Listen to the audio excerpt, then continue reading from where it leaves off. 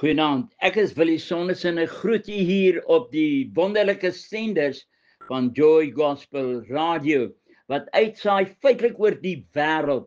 Ek nooi u vriendelik uit om saam met my die volgende halfuur te kuier hier op die program Wolke van Getuienisse. Nou vriende, vandag wil ek met u gesels oor 'n paar baie interessante dinge wat by die kruisiging plaasgevind het, en meer na die einde van my boodskap sal u dit beter verstaan waarvan ek praat. Waar selfs die natuur betrokke was en alles bevestig het wat by die kruisiging plaasgevind het. Ons kan die goddelike hand in alles sien wat daardie dag op die heuwel Golgotha gebeur het. Een van die eerste uitstaande dinge was dat Jesus ook die vloek wat oor die natuur uitgespreek was, ook losgekoop het deur die doringkroon wat op Jesus se hoof was. Die tak van 'n doringboom het die skepping verteenwoordig en was in die vorm van 'n kroon gevleg om vir Jesus te kroon as koning. Matteus 27 vers 29 verklaar. En hulle vleg 'n kroon van dorings en sit dit op sy hoof en 'n riet in sy regterhand, en hulle val op hulle knieë voor hom en bespot hom en sê, wees gegroet koning van die Jode. Nou die soldate van die gouverneur het hierdie doringkroon gevleg met die intensie om Jesus te bespot en te verneder, omdat hy vir Pilatus gesê het dat hy is 'n koning, die koning van die Jode. Nou Lukas 23 vers 3 sê, toe vra Pilatus hom en sê, is u die koning van die Jode? En hy antwoord hom en sê, u sê dit.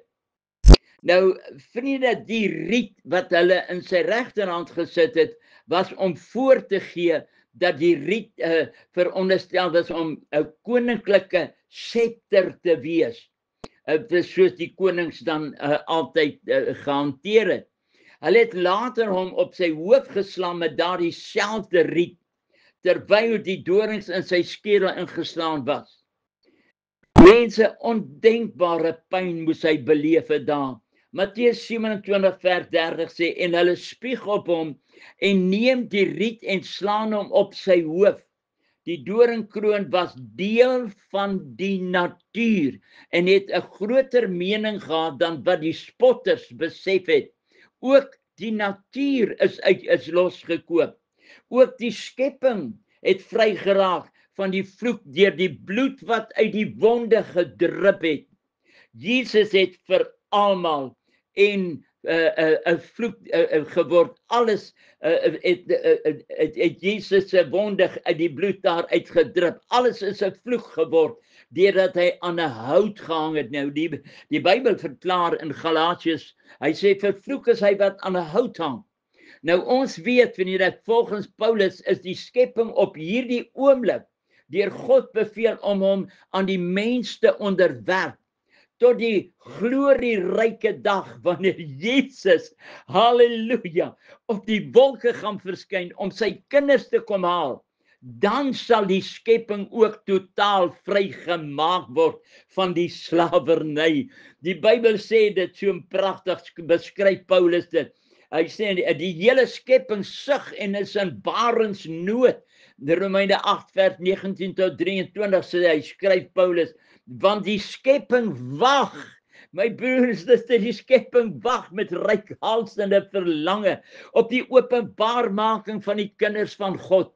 Want die skepping is aan die nietigheid onderworpe, nie gewilliglik nie, maar terwille van hom wat dit onderwerp het, in die hoop dat ook die skepping self vrygemaak sal word van die slawerny, van die verganklikheid tot die vryheid van die heerlikheid van die kinders van God.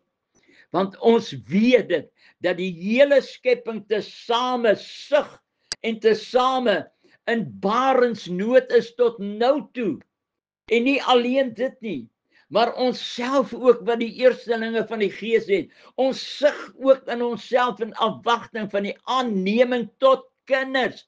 Liewe broer en suster, luister wat sê ek, tot die aanneming van tot kinders, nie 'n bruid nie. Ons is nie die bruid nie, ons is kinders, naamlik die verlossing van ons liggaam.